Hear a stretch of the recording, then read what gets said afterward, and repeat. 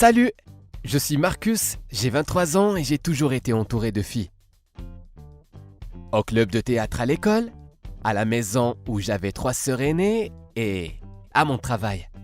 Après tout, je suis agent de sécurité à la prison d'État pour femmes et chaque jour, je suis entouré de plusieurs centaines de femmes avec des histoires différentes. J'ai fini par tomber amoureux de l'une d'entre elles. Je vais vous raconter ce qui s'est passé et comment nous nous sommes rencontrés. Je n'oublierai jamais comment je me suis retrouvé seul avec ces femmes en combinaisons amples. C'était mon premier jour de travail. Mon partenaire, qui y travaillait depuis plus de 10 ans, m'avait fait des remarques cinglantes sur mon apparence toute la matinée, m'appelant Justin Bieber. Il continuait à le faire pour que je ne pense même pas à faire les yeux doux à qui que ce soit, car toute relation avec les prisonniers était interdite. Mais je le savais déjà. Avant le dîner, j'ai été envoyé pour recenser tous les prisonniers du bloc A. C'était une grande pièce divisée par des cloisons en plusieurs petites pièces sans porte. Toutes les prisonnières faisaient la queue devant leur lit et regardaient le nouveau venu. Ce jour-là, je me suis surtout souvenu de 2 d'entre elles. L'une qui m'a fait mourir de peur et l'autre que j'ai aimée de façon inattendue. La première a mis une main sur mon épaule et m'a fait un clin d'œil sournois avec son seul bon œil. Il l'appelait vieille femme parce qu'elle était là depuis le plus longtemps. Je lui ai dit de rentrer immédiatement. Mais je l'ai dit si timidement qu'en interne je me suis réprimandé pour avoir fait preuve de faiblesse. Mais à la fin des rondes, je l'avais complètement oublié. Car dans la dernière cellule, j'ai vu Loris. J'ai lu son nom sur le badge. Si je l'avais rencontrée dans la vie ordinaire, je l'aurais certainement invitée à sortir. Le lendemain, je l'ai vue dans le couloir. Elle m'a souri et j'ai involontairement souri en retour.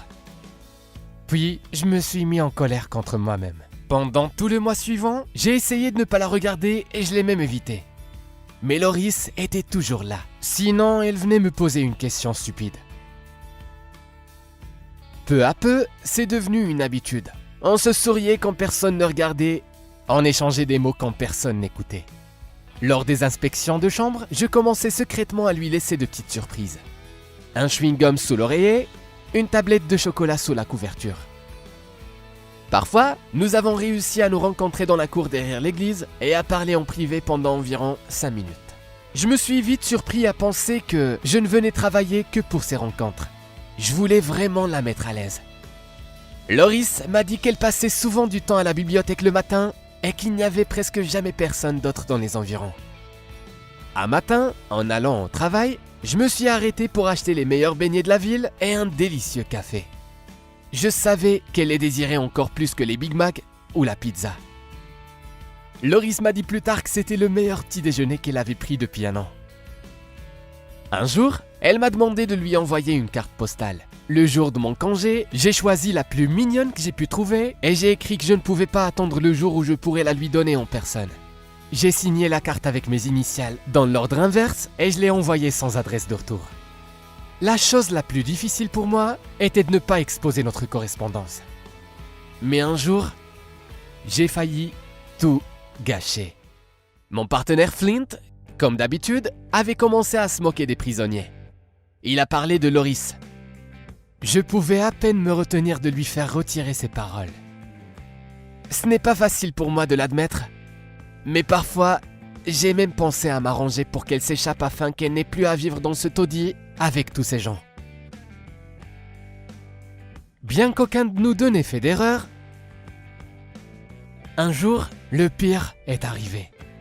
Ce jour-là, nous avons reçu l'ordre de fouiller complètement chaque pièce. Toutes les femmes se trouvaient alors dans la cour. J'ai fouillé le lit de Loris.